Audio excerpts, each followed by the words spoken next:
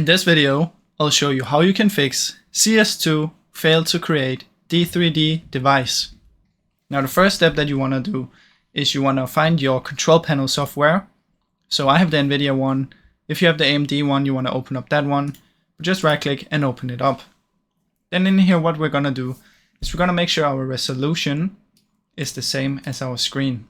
So in here you can see I choose 1920 by 1080 and I'm at 144 Hertz. So if I right click here and go to display settings, this one in here should be the same. So as you can see here, this is the same. I'm using the recommended scale and I'm also using, if you check here, 144 Hertz. So once you make sure that that is all correct, then what we want to do is we want to come to Steam, find CS2 and right click properties, head to installed files and try and verify the integrity of game files.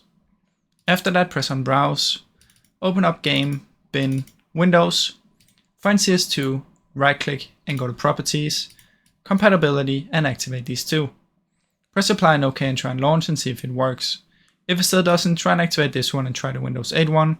And if that still doesn't work, just disable it again. Once you've done that, head back to general. And then here you want to copy these launch options. So -W space 1920 space -H space 1080. And then you just want to make space between all of these and make a dash before them. Now once you've typed that in, press here, try and launch, and now it should hopefully work. If it still doesn't work, I suggest you update your driver. So come here and search for Device Manager, find display adapters, right click and update the driver.